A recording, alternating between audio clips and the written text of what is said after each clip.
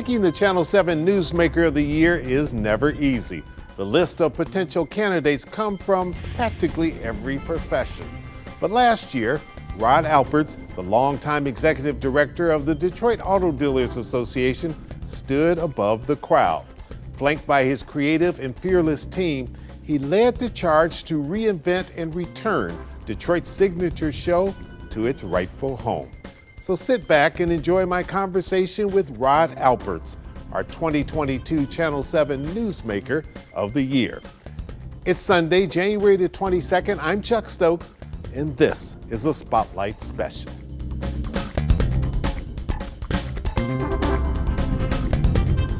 They always say that hindsight is 20/20. So let's look back at 2022.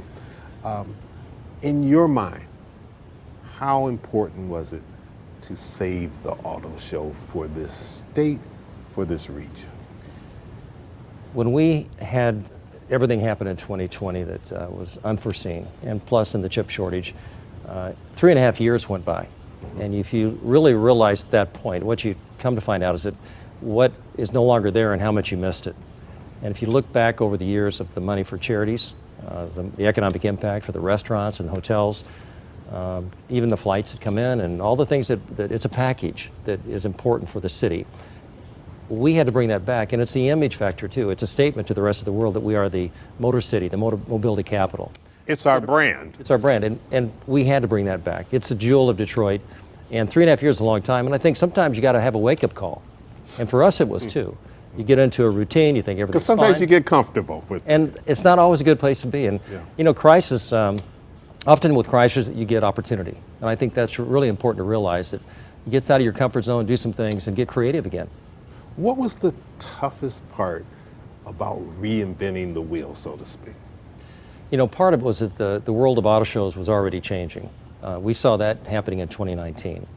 And stepping into this, another period now where you really can't even have a show, and the question of people coming out again and when. Some of the big ones were moving, like Geneva, Frankfurt. You know, the bigger they are, the harder they fall, you might say. The Frankfurt moved to Munich, the biggest show in the world. Geneva, probably the biggest media show, no longer Paris exists. had to combine. It had to combine. So many things had to take place, and we're right in that same game. We're not being a regional show and international. So the hit was big, and we had to find a way to reinvent, to build anew. And in some ways, you have to really embrace that change. You got this technology coming up, a play in electric vehicles to boot, and in the cars, and the way they're marketed. So within the OEMs, the manufacturers, and all the things and the suppliers, there's a whole new element that took place, and it accelerated in that 3.5 years. And I'll tell you right now, we're not there yet. This is still a process. And it's not just the Detroit auto dealers. But you're learning from this. Oh, we are. Right. I thought I knew a lot about auto shows. Some days are easier than others in terms of the learning, right? You know, 30 years in this, and I've been in Detroit that long, doing shows for 35. I thought I knew a lot about auto shows. Yeah. And I realized I had a lot more to learn because all the unexpected elements come into play, the variables that you can't control, but you know how to adjust to them. And I think that's a great part about life anyway. You got to change with it as it goes and not be stuck in one way. The indoor-outdoor aspect of it all, did that work? It did. Hart Plaza, you think about the assets we have in Detroit, having 20 acres right on the river and the riverfront, how beautiful that is, and all that's been done. It's still renovating. International riverfront. And here we have renovated, more to be done at Huntington Place, embracing that and taking advantage of that. And a walkable city. I mean, we realized what we could do in downtown and make it a nice time of year to walk around and be a part. So one way or the other, we knew there was something we could do in September. We wanted to give that a shot. Now, if you were to say what's going to happen in the next 3 to 4 years, maybe January's a good time to have it, given other reasons. I mean, you can weigh those out. But September gave us opportunity to do experiences with electric cars outside and do some attractions and have some fun with it that we couldn't do in January. You had to even contact the FAA because, right. because you were flying stuff through the air. We didn't know all the things you had to do in advance, and we learned the hard way.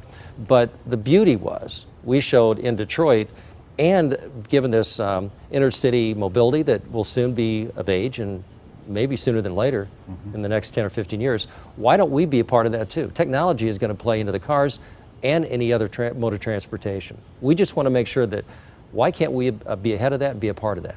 You got the President of the United States here last year, Yeah. the year in which the auto show made its rebound. I want to talk about how important that was Yeah. for signature of saying this was the place to be. I'd love to. All right, we'll be right back. Stay with us. The Great American Road Trip is going to be fully electrified. Whether you're driving coast to coast along I-10 or on I-75 here in Michigan, charging stations will be up and easy to find as gas stations are now.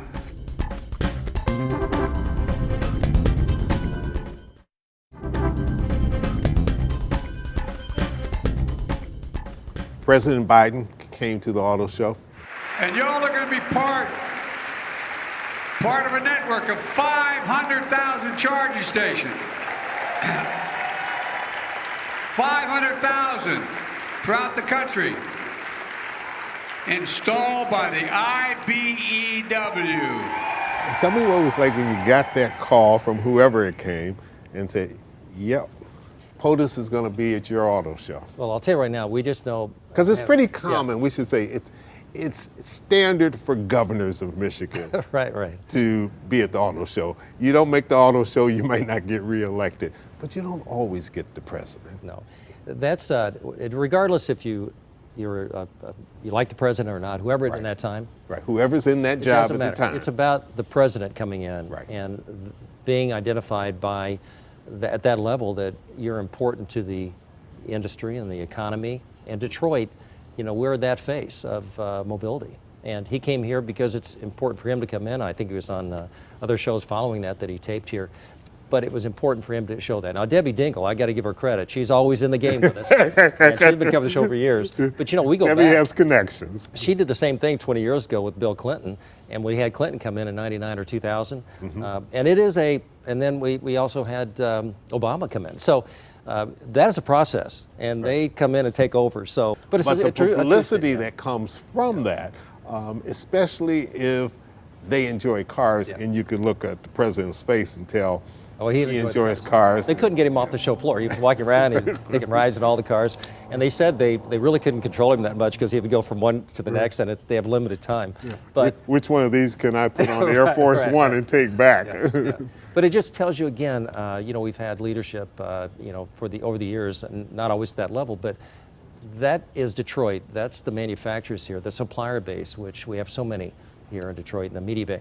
You know, we have to really embrace that, take advantage of that to the heart of what we are, and build on that so we can have all these other byproducts that benefit the city, which is really more important with the children and the 100 million that we raise every year, and the impact it has on the economy with 200 or 300 million. That is all a byproduct of doing the right thing and having people like the president come in, or even having unveilings and debuts and product and technology unveiled here. You always have co-chairs, and they rotate through, and it's an honor to be in that position among the auto dealers. One, how do they get selected? And two, how important is having the co-chairs in the industry that they represent in terms of the staffing to pull all this together? Because as modest as you are, you'll be the first to say, I'm the cheerleader, but it's all these people around me that make this. I'm gonna quickly take you back 30 years ago, 32 years ago. Before I came in, there was a handful of dealers, entrepreneurs, that said, let's create a show in Detroit, not just a regional show, but let's take it higher and call it the North American International Auto Show. That vision created, and I was brought in 1 year later to grow the show, and it took 5 years, so it's not overnight. Just like we have to realize now, it's gonna take a little time and be patient. But having those dealers that and we always say standing on the shoulders of those that came before you. Right. That leadership coming in and being asked to be a part of this. And I've had some great ones over the years, 32 of them as a matter of fact.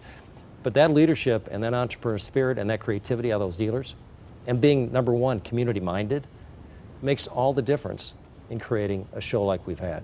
The auto industry manufacturing executives play a huge role in all of this. And there's tremendous competition among them as well. And so you have to be that sort of Switzerland in all this. You have to try to make them all happy. You can't let one terribly outshine the other one or give more to one than the other one. How do you How do you manipulate all that You know, and manage all that so you don't get swallowed up in it and everybody goes away happy? What I've come to realize, and the first time I've ever said this, that you keep everybody 80% happy. Because if anybody's 100% happy, somebody's going to be really You're unhappy. doing pretty good. Yeah, right. So you got to find a way to make sure it works. But we do have to depend, and because it is a team effort, it's a village that takes to put this on. It's not just the DAD or myself. It takes all the manufacturers and bringing the product and the vehicles. But to be fair to all of them the best we can, and be quite honest, candid with you, is that we have such a strong big three market here per se, you know, with the brands that we have with the manufacturers. We really have to do other things to make sure we bring in the other auto companies that are not based here. And that's part of our biggest challenge. Bottom line is, we have to have those products for the media, and if you look back, nobody's going to have the numbers like they used to. Like Frankfurt is no longer in Geneva. What you have to do is have 10 or 12 major debuts, premieres, and media will follow. And it's just enough for them to come in and be a part of this technology revolution and vehicles that have not been seen yet. Because if that's the one way that you can prime the direction to get all brands back, and the other is the leadership role to have those debuts as being a primer in the long term of creating a show in the next 5 years that we can have that economic impact and be proud of. And for the charities more so. I keep going back to that, but you know, we would raise $4 to $5 million a year for charities. Absolutely. We have to do that. That's our future and our kids. MEDC and the governor and the state, they love Charity Preview and they love the show because it is a stage to the world for technology companies to come here and build our business community. Right. That's all a part of it. Not just the city, but the state. That's why they call it Detroit's Auto Prom. That's right. All right, we're going to take another little break. When we come back, I want to take you way back and look at the very early days of the auto show. And I want to give the audience a view of who is Rod Albert. We'll be right back.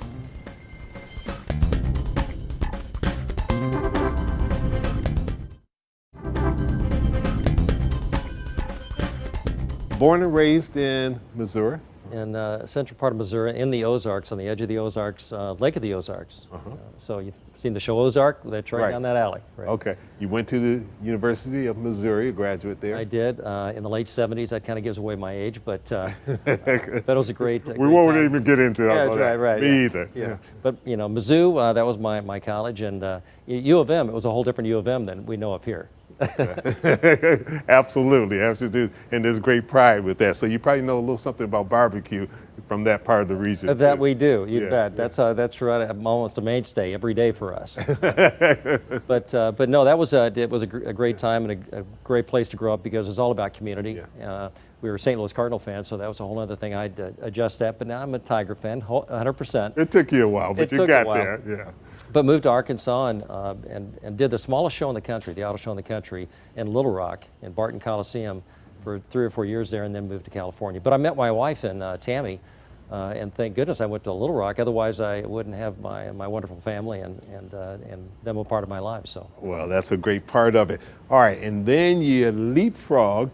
They brought you here from the West Coast. You're out in California, Orange County. Yeah, I don't want you to think I'm a California guy, you know, so that was only a short stint out there.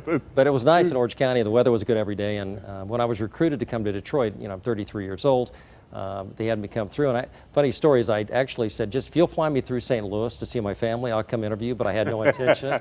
And next thing I know, I come to Detroit and I'm hired and I'm moving to a great city, and thank goodness I have, because the last 30 years has truly become my home, and very proud to be a part of it and in the community in this way, and to be here today. So it was a great plan the way it turned out.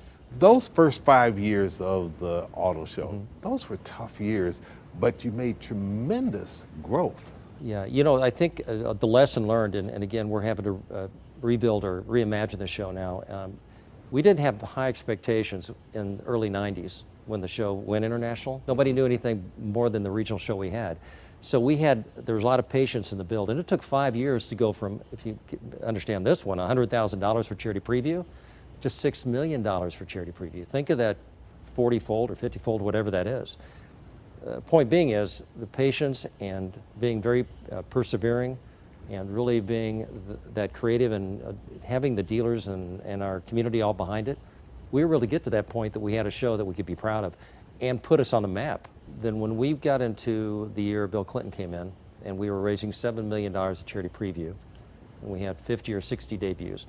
That 2000, 2001 was, but the thing was that peak period lasted for 10 or 12 years, starting in the late 90s. But when we hit 2009 and we had the recession hit, tough years. that was an incredible challenge, because I remember at Thanksgiving around that time we were having manufacturers call, and they were calling and saying, we can't be in the show, we're pulling out.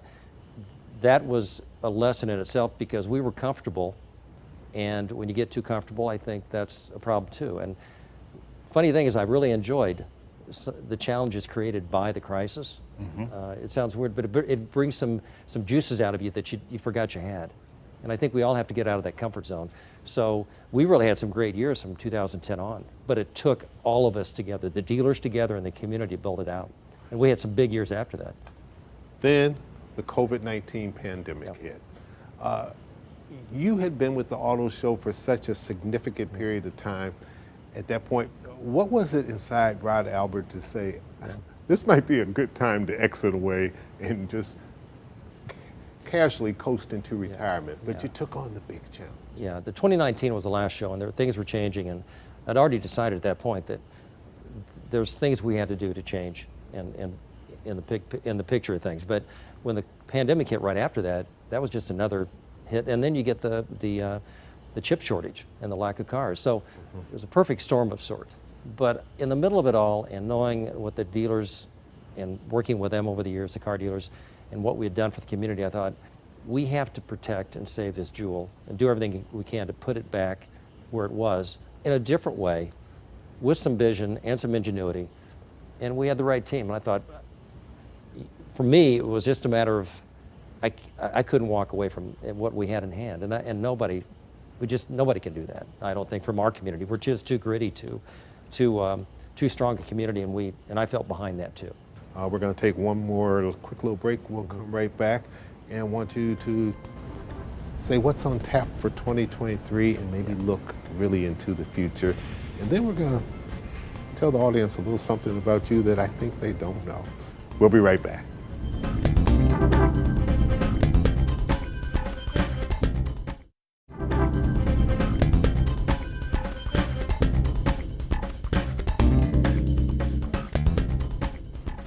So what's on tap for the 2023 International Detroit Auto Show?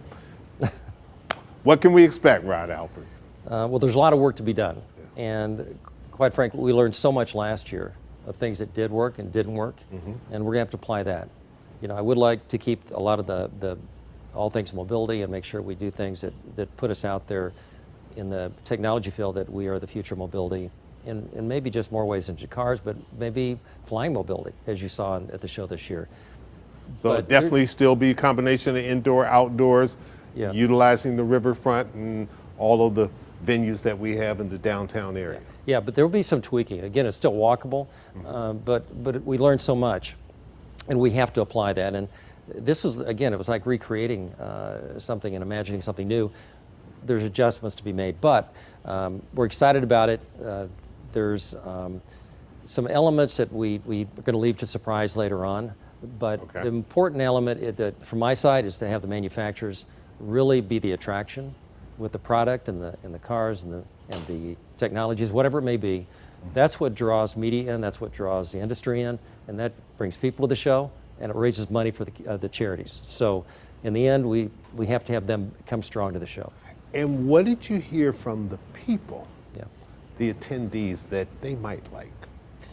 The activations are such a key element. Everybody wants to be in a car and see what the technology's like. Electric cars are something new to so many people that they haven't experienced, and the infrastructure, what it really means to have a car that you have to plug in. And I think that experience we have to build upon.